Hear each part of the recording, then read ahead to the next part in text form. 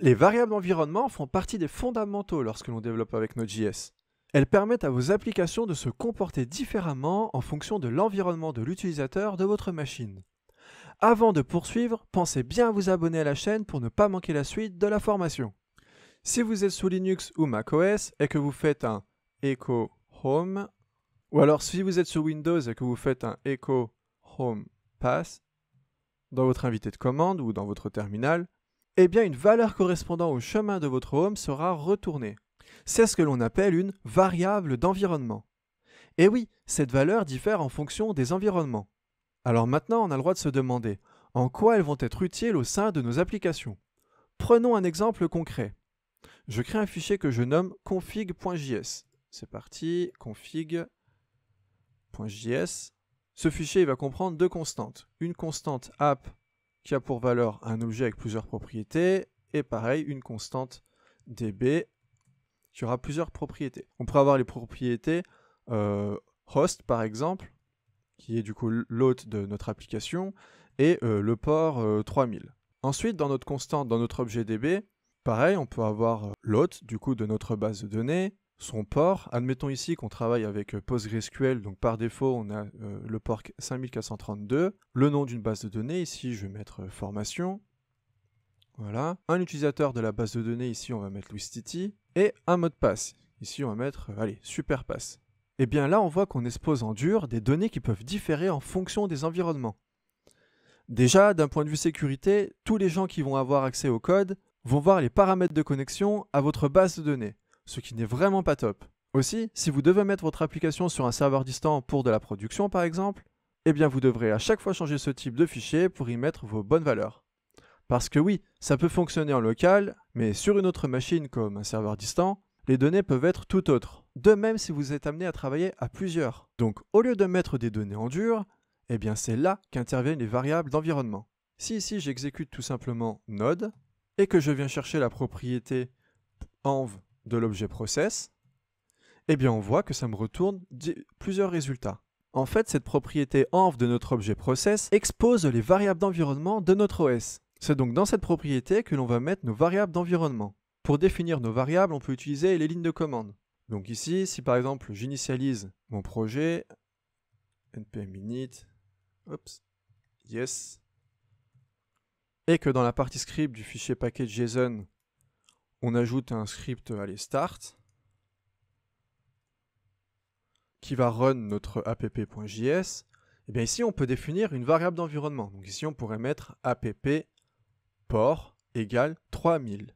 Et du coup, dans notre fichier config.js, eh bien on attribue le port, eh bien on attribue notre variable d'environnement ici. Donc process.env.app port, parce que c'est cette variable d'environnement qui a été initialisée ici, et qui aura comme valeur 3000. Si on fait un console.log, un console log de notre port de l'objet app, et qu'on exécute, npm start. Ah oui, pardon, du coup j'ai fait une petite erreur, je suis resté sur je suis resté sur le cours précédent, on est sur du config.js du coup, et non du app.js, donc npm start. Voilà, eh bien on voit bien notre valeur 3000 qui s'affiche. Seulement, je vois deux problèmes à cette solution de passer les variables en ligne de commande. Le premier problème, c'est qu'on peut vite en avoir plusieurs, et du coup le script peut vite être chargé. Si on devait passer, par exemple, toutes les propriétés là, si on devait les passer en ligne de commande, c'est vrai que ça pourrait faire un script à rallonge. Et le deuxième problème, c'est que Windows ne comprend pas cette notation, donc la variable ne sera pas initialisée. En effet, Windows n'initialise pas les variables d'environnement comme ça dans le terminal. Donc pour que ce soit universel à peu près tous les OS, on peut utiliser le paquet npm crossenv. Une fois qu'on installe ce paquet, eh bien voilà ce qu'on peut faire dans notre script. On peut tout simplement mettre crossenv ici, et là, quel que soit notre OS, donc si on est sur Windows ou Linux, voilà, eh bien notre variable d'environnement sera bien initialisée. Donc ça peut être une bonne alternative si vous avez que quelques variables à prendre en compte, comme la fameuse variable node.env, qui a été rendue populaire par le framework Express.js. Donc par production ici, puis ici pareil, il faudra faire je crois un crossenv.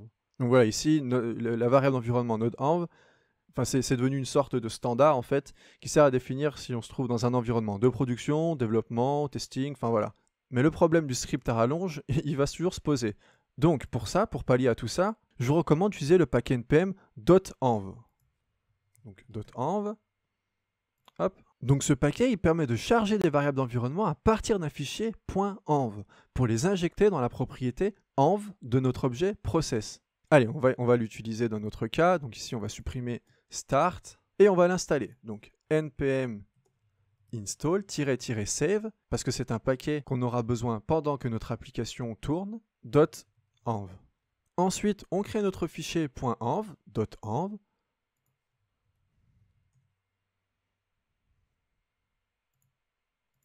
Voilà.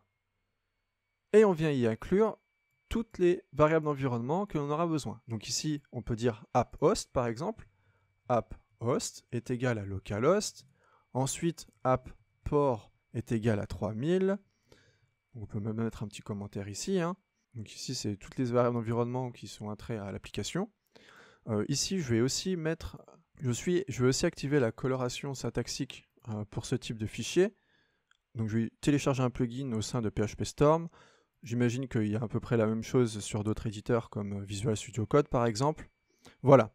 Maintenant, on va venir initialiser les variables d'environnement qui a trait à notre base de données, donc DB, à savoir DB host est égal à localhost.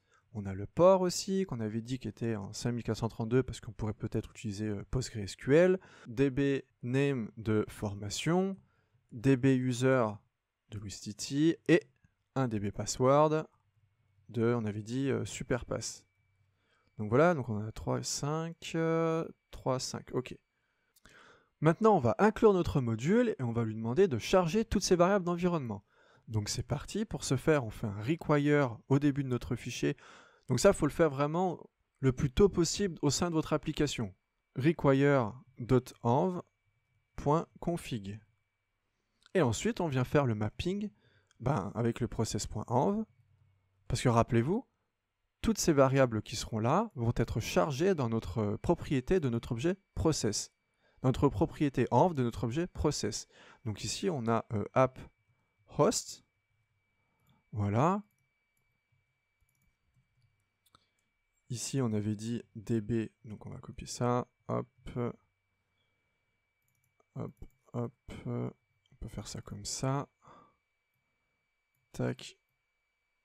Tac. Tac. Ah, il en reste un là. Hop, hop, hop. Voilà. Et ici, du coup, on a le host. Ici, le port. Ici, le name. Ici, le user. Et ici, le password. Voilà. Et maintenant, on va afficher le résultat app et db. Donc, c'est parti. Si on fait un node config.js, eh bien, on voit le résultat. Donc, notre objet app qui est chargé ici, enfin qui est affiché là, et notre objet DB qui est affiché ici. Et comme ça, on n'a pas à exposer toutes nos données en dur dans notre fichier, mais on l'expose ici seulement. Voilà, donc toutes les variables d'environnement de notre application sont chargées à partir de ce fichier. Mais attendez une seconde, au final on peut se dire que c'est toujours pas sécurisé de faire ça. Le fichier est toujours accessible et tout le monde peut lire ce qu'il contient. Eh bien en fait, vous ne devez jamais partager ce fichier. À la place, vous devez créer un fichier du style .env.example, où vous mettrez des valeurs par défaut. Donc on peut le faire maintenant. Hop. .env.example.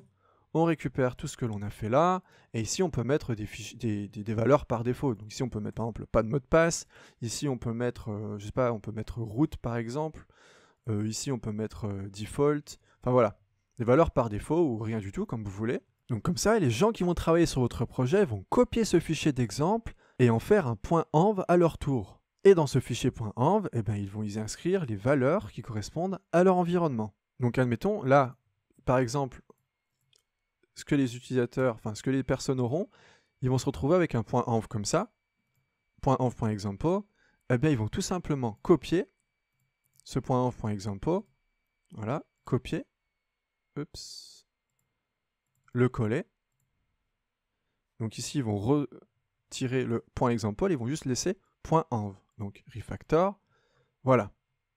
Et là, ils vont attribuer les bonnes valeurs. Donc ici, on avait bien dit 5432. Par contre, nous, ça va être formation, Louis Titi et Superpass. Pour être sûr que vous ne partagez pas votre fichier .env à travers Git, utilisez un fichier .gitignore au même moment où vous créez votre fichier .env pour ne pas vous retrouver avec un historique qui comprendrait des informations sensibles de vos variables d'environnement. Je vais le créer avec vous. Donc là, il suffit de faire créer un fichier .gitignore. Et dans ce fichier-là, on va, du coup, comme on disait dans les modules précédents, node module, bien sûr, et le .env aussi. Voilà. De cette façon, on dit à Git d'ignorer le fichier .env pour ne pas qu'il se retrouve dans le dépôt. Hop hop hop, avant que l'on se quitte, j'ai plusieurs exercices à vous donner. Je vous invite vivement à jouer le jeu pour optimiser votre apprentissage. Le premier exercice, c'est d'installer le paquet npm .env. Ensuite, de créer un fichier qui comprend un objet DB ayant des informations de connexion à une base de données et afficher cet objet dans le terminal. Puis, utilisez les variables d'environnement dans un fichier .env et faites-les correspondre à votre objet DB. Et un petit exercice bonus, via Git, partagez votre projet à des amis et demandez-leur de le faire tourner sur leur machine. Si vous souhaitez me partager vos exercices ou que vous voulez simplement participer à une communauté active de passionnés, n'hésitez pas à candidater pour nous rejoindre. Le lien est en description de cette vidéo. Et abonnez-vous à la chaîne pour ne pas manquer les prochains modules de la formation. Bon courage!